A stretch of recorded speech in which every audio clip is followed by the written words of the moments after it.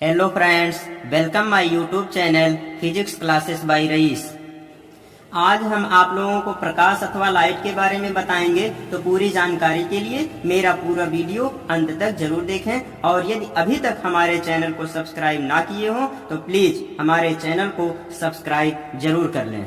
आज का हमारा से रिलेटेड यानी लाइट से रिलेटेड यानी प्रकाश किसे कहते हैं, प्रकाश का परावर्तन किसे कहते हैं, परावर्तन के कितने नियम हैं। दोस्तों, आज हम इन तीनों टॉपिकों पे दोस्तों चलिए अब वीडियो को शुरू करते हैं। पहले ये जान लेते हैं कि प्रकाश किसे कहते हैं अथवा लाइट क्या है। प्रकाश वह विकिरण जो हमारी आंखों को संवेदित करता है प्रकाश कहलाता है, अर्थात लाइट कहलाता है।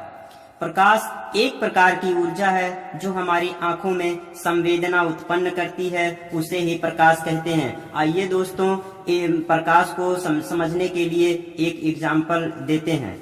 आपने देखा होगा हमें अंधेरे कमरे में रखी हुई वस्तुएं दिखाई नहीं देती हैं, लेकिन जैसे ही लैंप अथवा बिजली का बल्ब जलाते हैं तो वस्तुएं दिखाई देने लगती हैं। ऐसा क्यों होता है? तो आइए हम आपको बता दें कि प्रकाश ऊर्जा का वह प्रकार है जिसकी सहायता से हम वस्तुओं को देख पाते हैं, यानी प्रकाश की ही सहायता से हम वस्तुओं को देख पाते हैं। अब अंधेरे में रखी हुई वस्तुएं हमें नहीं दिखाई देती हैं, लेकिन जैसे ही प्रकाश जलती है प्रकाश वस्तु पर आपतित होता है, यानी जिस प्रकाश को हम जलाते हैं वह प्रकाश उस वस्तु पर आपतित होता है और वस्तु से परावर्तित होकर हमारी आंखों पर पड़ता है, जिसके कारण हमें वस्तुएं दिखाई देने लगती हैं। दोस्तों, अब हम बात करते हैं प्रकाश का परावर्तन क्या है। What is reflection of light.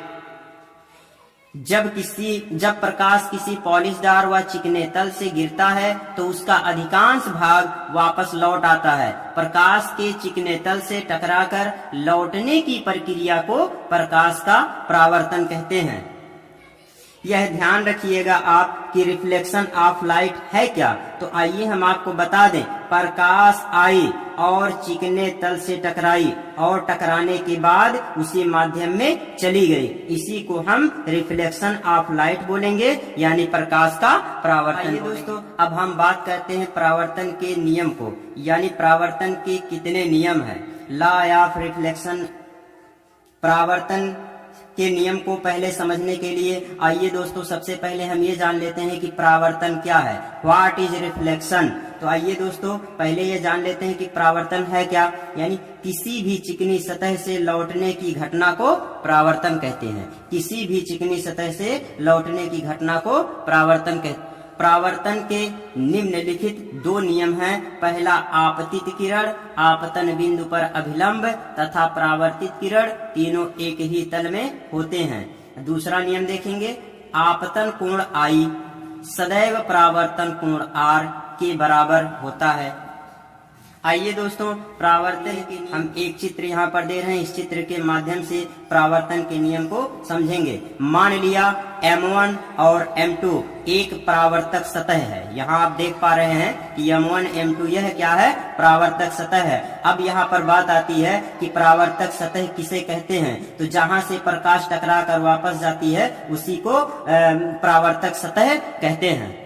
अब आप यहाँ पे देख पा रहे हैं ये आपतित किरण OA है। तो आपतित किरण किसे कहते हैं। तो मान लीजिए यहाँ कोई स्रोत है, यानी किसी स्रोत से आ रही किरण को आपतित किरण कहते हैं। अब बात आती है परावर्तित किरण किसे कहते हैं।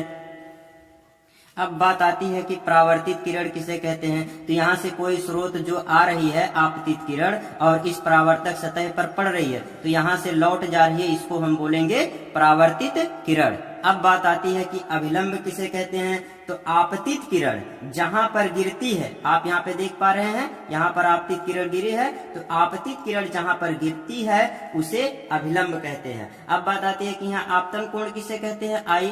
तो आपतित किरण और अभिलंब के बीच बने कोण को आपतन कोण कहते हैं, इसे स्मॉल I से प्रदर्शित करते हैं। अब परावर्तन कोण किसे कहते हैं। तो परावर्तित किरण और अभिलंब के बीच बने कोण को परावर्तन कोण कहते हैं, स्मॉल R, इसे स्मॉल R से प्रदर्शित करते हैं। तो दोस्तों आज हम आप लोगों को प्रकाश का परावर्तन तथा परावर्तन के नियम के बारे में बताया। आशा करते हैं कि आप लोगों को अच्छी तरह से समझ में आ गया होगा। अगले पॉइंट को समझने के लिए हमारे चैनल को सब्सक्राइब करें, शेयर करें और बेल आइकन को जरूर दबाएं।